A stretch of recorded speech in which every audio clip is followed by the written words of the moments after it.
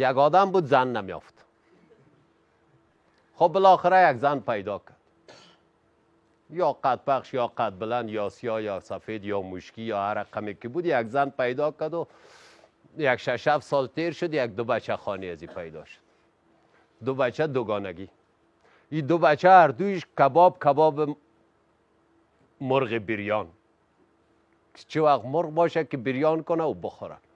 خب این بچه ها کلان شد و اینم تو شوقی کباب بود، یکی از یک مرغ میخورد، دیره بازپسان برشان قصه میکنم و امی دیگه از دیگه تو سخت و سوگت کمی پیسه پیدا میکرد و ایره گره میکرد و میور داشت، پیسه پیدا میکرد گره میکرد میور داشت. حالا هیچ وقت نشده و خودش هم خمار مرغ بریان که چه وقت گیر کنه بخوره. خب هیچ کامیاب نشد. بالاخره یه آدم ریش سفید شد، بچه از یه آدم در وقت مرگ که شدم می اولادای خود تلبیست. گفت بچه گفت ما از روزی که پیدا شدیم خمار مرغ بریان بودم، اینمی پیسا را جمع کردم، این از خاطر شما میره گره زدم اینجا ماندم و که میره خرج نکردم، مثل که ما میرم دیگه. حال از دنیا فکرتان باشه که این پیسا را شما مرغ بریان نخورین که ما هیچ نخوردیم.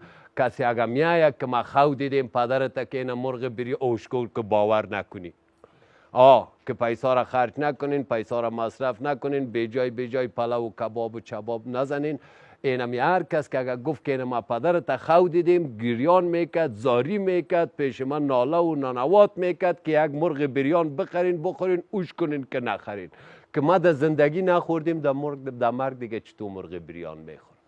خو این رقم بودی. بیادر دیگهش که مرغ بریان میخورد، دیگه یک آدم بود که از خودم میخورد، از مردم هم میخورد، در جایی که میمان میرفت. شو یک جایی رفت خانه یک دوستا میمان شد.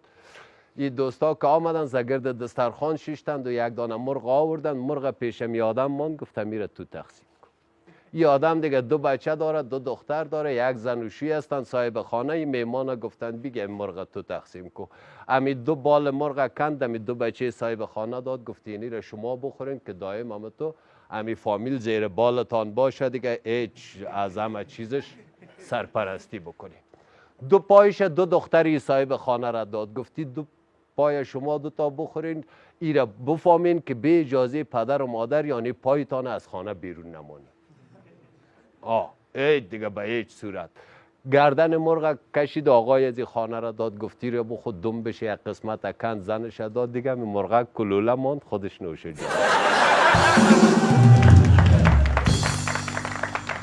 این صاحب خانه دید که میمان خود جان مازد، سبا شوا میره محکم شدن. گفت باش سبا شوام باشی. گفت ما کار دارم. گفت تو باش تو که ما یک کار داریم. خود سبا شو که شد، باز وقت نان شد، 5 دانه مرغ بریان آورد. ده غوری کلان بازی را پیشم یا صاحب خانه ماند. گفت میره بر ما تقسیم کو که بخوریم نوش جان کنیم. می گفت جفت تقسیم کنم یا تاق؟ یا آدم صاحب خانه گفتی جفت و تاقش چی رقم است؟ خب گفت یکیش انتخاب کنه. گفت برو امیره تاق تقسیم کن. خب گفتی را تاق تقسیم میکنم. یک مرغ داد در زن و شوی. گفت تو زن و شوی هستی، جفت هستین، این یک مرغ بگیرین، دی تاق شروع کنید خوردن. خو یاد خوردن شروع کرد و یک مرغ دیگر را گرفت، در 2 تا دخترش داد، گفت 2 تا دختر جفت است، این یک مرغ هم تاق بگیرین شما شروع کنین در خوردن. یک مرغ هم در 2 تا بچهش داد، گفت اینی شما 2 تا جفت، یک مرغ هم تاق هم شما بخورین. این 2 تا مرغ در ممان، 2 تا مرغ جفت، یکی خودم تاق اینه شروع میکنین. صاحب خانه دید که این دفعه خب بدتر غرق شدیم، این 2 مرغ خودش خوردی، چی رقم ظالم آدم اسیر. باز ما کم شدن که سبا شو باز باش. خب گفت ما کار دارم. گفت ولک نباشه، اگه 2 شو 6 یک شو دیگه هم چی گپ است، برو خانه زنگ دی یا تلفن یا هر رقمی که میکنی خبر بده. خب مقصد این شو حتما دیگه هستی اینجا. خب این شو باز 5 دانه مرغ آوردن. ایره باز گفت تاق تقسیم کنم یا جفت؟ این مردم دید که اگه تاق بگیم خب باز تاوان میکنیم. نه گفت میره جفت تقسیم کن. خب گفت جفت تقسیم میکنم. باز مرغ گرفت، یک مرغ گرفت، در مادر ازی داد، گفت این 2 تا دختر تام کتید، یک دختر 2 دختر جفت خود تاق کتین، یک مرغ این 4 نفر شدین، جفتی را شما 2 تا بخورین. یک مرغ دیگر را داد، در 2 تا بچهش کتی، پدرش گفت 3 تا شماستین، کتین مرغ جفت میشین، اینه بگیرین دی از شماست. اینال گفتی 3 تا مرغ ماند، یکی ما. 3 مرغ و یکی ما جفت شده، اینه بسم الله باز در خوردن.